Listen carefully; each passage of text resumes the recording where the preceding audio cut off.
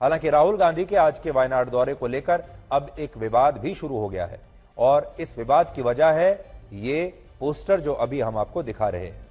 आज वायनाड में पोस्टर्स लगे हुए थे। इन पोस्टर्स पर राहुल गांधी की तस्वीर लगी हुई है और इन पर यह लिखा है कि मैं सावरकर नहीं जो माफी मांगू और भाग जाऊं। और ये पोस्टर्स वायनाड में सिर्फ एक जगह पर नहीं बल्कि आज ये तमाम पोस्टर्स वायनाड में अलग अलग स्थानों पर लगे हुए थे। अब इन पोस्टर्स का मतलब क्या है? ये पोस्टर्स कह रहे हैं मैं सावरकर नहीं हूं। उद्धव ठाकरे ने हाल ही में सावरकर के अपमान को लेकर आपत्ति जताई थी और कहा था कि राहुल गांधी अगर सावरकर के लिए इस तरह की अपमानजनक भाषा का इस्तेमाल करते रहेंगे तो उनकी पार्टी कांग्रेस का समर्थन नहीं करेगी।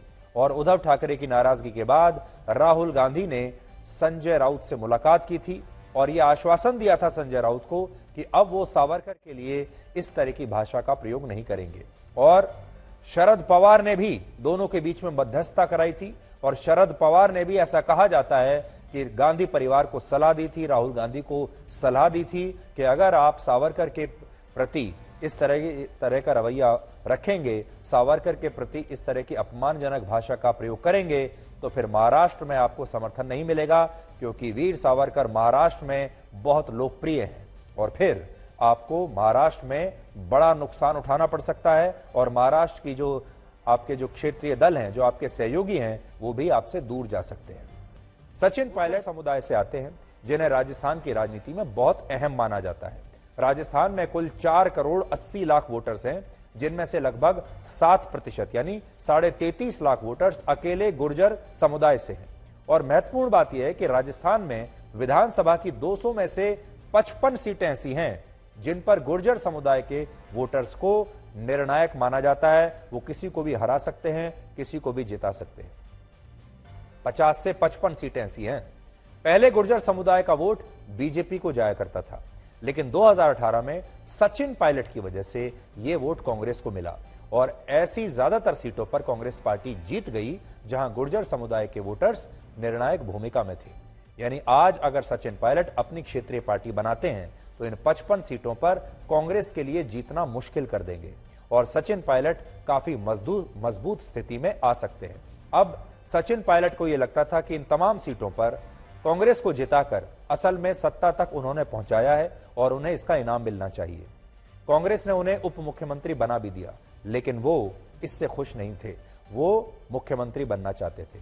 अब अगर उन्होंने खुद की क्षेत्रीय पार्टी बना ली और उसमें अगर उन्होंने कुछ सीटें जीत भी ली, आज तो ये कहना बड़ा मुश्किल है कि वो कितनी सीटें जीत सकते हैं। जैसा हमने आपको बताया 50 से 55 सीटों पर उनका प्रभाव है लेकिन वो किसी को हरा सकते हैं, किसी को जिता सकते हैं, लेकिन खुद इनमें से कितनी जीत सकते हैं ये देखने की बात होगी। लेकिन अगर वो कुछ सीटें जीत भी लेते हैं, मान लीजिए 10, 15, 20, 25 सीटें भी अगर उनकी पार्टी जीत लेती है तो वो राजस्थान में किंग मेकर बन सकते हैं और हो सकता है, कौन जानता है, आगे भविष्य में शायद मुख्यमंत्री भी बन जाए। यहां जो बात सबसे ज्यादा उनके पक्ष में जा रही है वो ये कि वो वसुंधरा राजे को आधार बनाकर अशोक गहलोत का विरोध कर रहे हैं। यानी वो एक तीर से 2 निशाने लगा रहे हैं और कोई भी जो परिपक्व नेता होता है वो दूर की सोचता है और वो सोचता है कि कैसे मैं तीर तो एक ही चलाऊं लेकिन निशाने 2 साध लूं, जो कि वो इस बार कर रहे हैं। वसुंधरा राजे को लेकर राजस्थान बीजेपी में पहले से ही बहुत असंतोष है लेकिन बीजेपी में अभी इतनी हिम्मत नहीं कि वो वसुंधरा को हटाकर किसी और नेता को मुख्यमंत्री के तौर पर पेश कर सके। और सचिन पायलट के इस विरोध प्रदर्शन के बाद उनकी बीजेपी में मुश्किलें, यानी वसुंधरा की बीजेपी में मुश्किलें और भी बढ़ सकती हैं और यह भी हो सकता है कि इस साल होने वाले विधानसभा चुनाव में बीजेपी वसुंधरा को मुख्यमंत्री पद का दावेदार ना बनाए, यह कहते हुए कि क्योंकि उनके ऊपर भ्रष्टाचार के आरोप हैं और यह मामला बहुत बड़ा बन गया है, सचिन ने इसे बहुत बड़ा मामला बना दिया है, तो अब हम वसुंधरा को सामने रखकर चुनाव नहीं लड़ेंगे।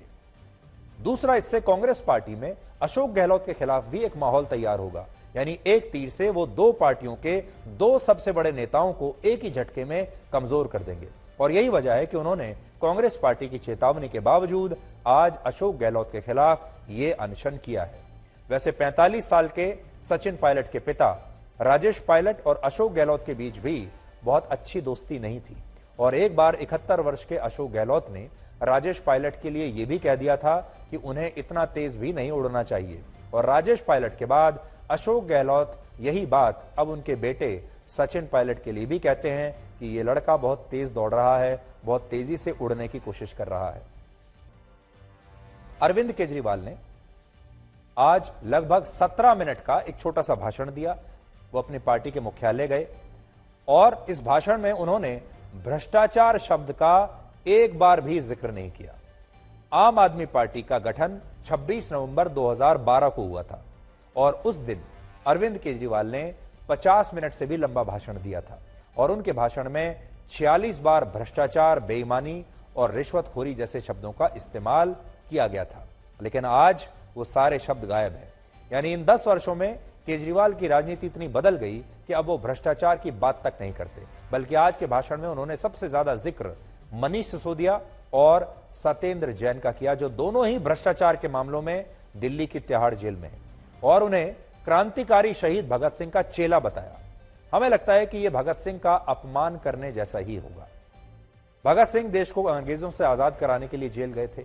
उन्होंने 23 साल की उम्र में अपने प्राणों की आहुति दी थी। लेकिन मनीष सिसोदिया और सत्येंद्र जैन भ्रष्टाचार के लिए जेल में हैं। केजरीवाल ने अपने इस भाषण में 2 और बड़ी बातें कही।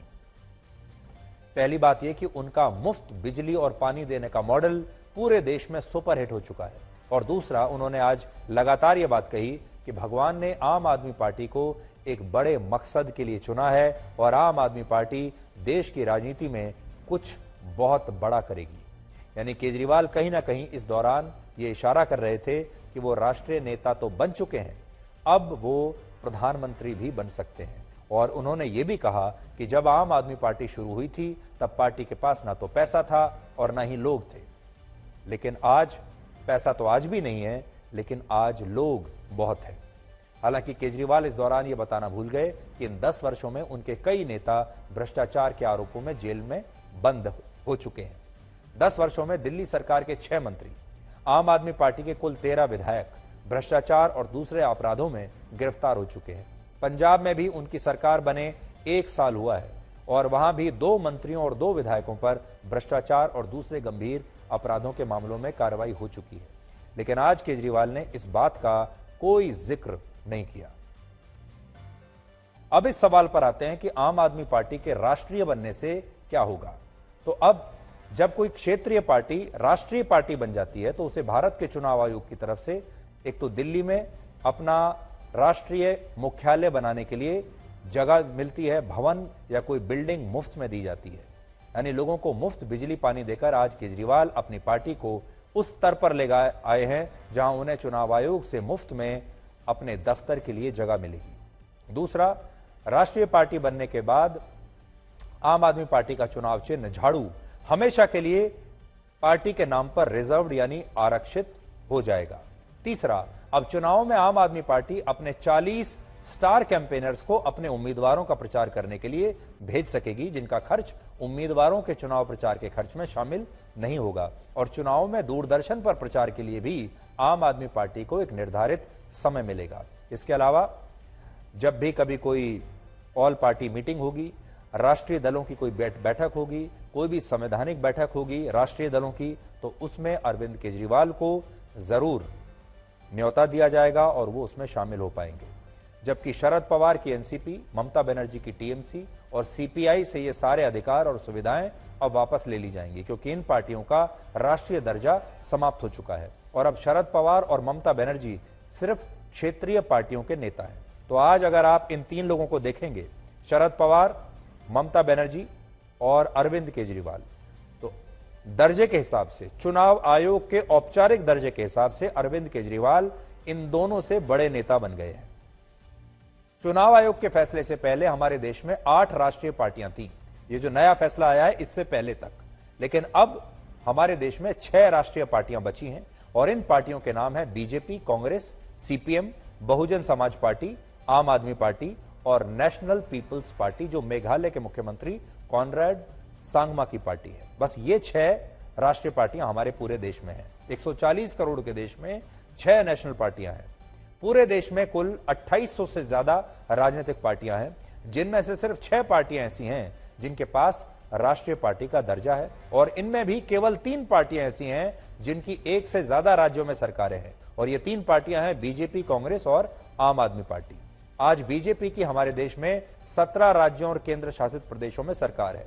कांग्रेस पार्टी की 3 राज्यों में सरकार है और झारखंड और बिहार में वो गठबंधन सरकार का हिस्सा है।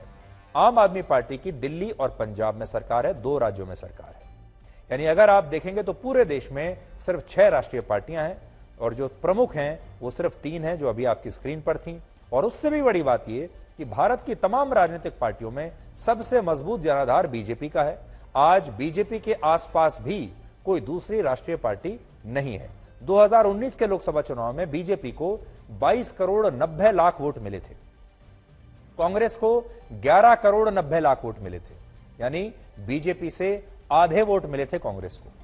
बीएसपी को 2 करोड़ 20 लाख, सीपीएम को 1 करोड़ 10 लाख और आम आदमी पार्टी को सिर्फ 26 लाख वोट मिले थे और एनपीपी को 35 लाख वोट मिले थे। तो सोचिए, बीजेपी को मिले हैं लगभग 23 करोड़ वोट, आम आदमी पार्टी को मिले हैं लगभग 26 लाख वोट और 26 लाख वोटों के आधार पर ही अरविंद केजरीवाल कह रहे हैं कि भगवान की कुछ मर्जी है, भगवान मुझसे कोई बहुत बड़ा काम कराना चाहता है और वो ये 26 लाख वोट लेकर अब 23 करोड़ वोट लेने का सपना देख रहे हैं। कहने का मतलब ये कि देश में 6 राष्ट्रीय पार्टियां तो हैं, लेकिन उनमें से कोई भी पार्टी बीजेपी के आसपास भी नहीं है। आज आम आदमी पार्टी का लोकसभा में एक भी सदस्य नहीं, जबकि बीजेपी के 303 सांसद हैं और कांग्रेस के 51 सांसद हैं। अब हम आपको इंसान और सारस की दोस्ती की एक खूबसूरत और नई तस्वीर दिखाएंगे, जहां आरिफ नाम का एक व्यक्ति आज चिड़ियाघर में अपने बिछड़े हुए दोस्त एक सारस से मिलने गया और उस सारस ने आरिफ को तुरंत पहचान लिया और वो खुशी से झूमने लगा, नाचने लगा। लेकिन देश के कानून कायदों की वजह से ये दोनों एक साथ नहीं रह सकते। सबसे पहले आप इन दोनों का ये वीडियो देखिए जब आरिफ अपने बिछड़े हुए दोस्त उस सारस से मिलने के लिए चिड़ियाघर में गया, जिस चिड़ियाघर में आजकल उस सारस को रखा गया है।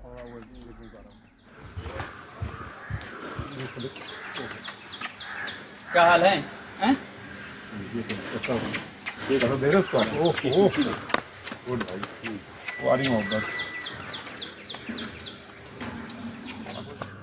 पहचान गए? पहचान गए?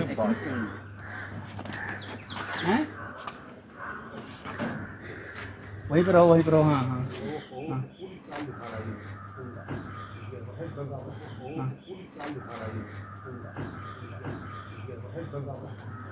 एक बार उछल के दिखाओ, उछल के। हाँ हाँ, उछल के दिखाओ।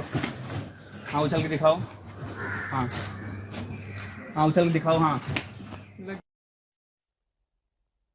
सारस के साथ आरिफ की दोस्ती की ये कहानी उत्तर प्रदेश के अमेठी की है। पिछले वर्ष अगस्त के महीने में आरिफ को यह सारस उसके खेत में मिला था और उस समय इस सारस को काफी चोट लगी थी, ये घायल था। इसके बाद आरिफ ने इस सारस की देखभाल की और धीरे धीरे ये सारस आरिफ के साथ घुल मिल गया। ये आरिफ के घर में ही रहने लगा, आरिफ के साथ खाना पीना खाने लगा, उसी के साथ खाना खाता था और आरिफ अक्सर इस सारस के वीडियोस बनाकर सोशल मीडिया पर डालता था। उसके बाद इन दोनों के बीच इतना लगाव हो गया कि आरिफ जहां भी जाता, सारस भी उसी के साथ साथ जाता और धीरे धीरे सारस और आरिफ की दोस्ती की चर्चाएं आसपास के इलाके में होने लगी और इस दोस्ती को देखने के लिए लोग दूर दूर से आरिफ के घर भी आने लगे। इस तरह के वीडियोस आरिफ ने शूट करने शुरू कर दिए, जहां वो मोटरसाइकिल पर जा रहा है और सारस उसके पीछे पीछे लगातार उड़ रहा है। आरिफ अक्सर इस सारस के साथ अपने वीडियोस सोशल मीडिया पर पोस्ट करता था, जैसे कि ये वीडियो है।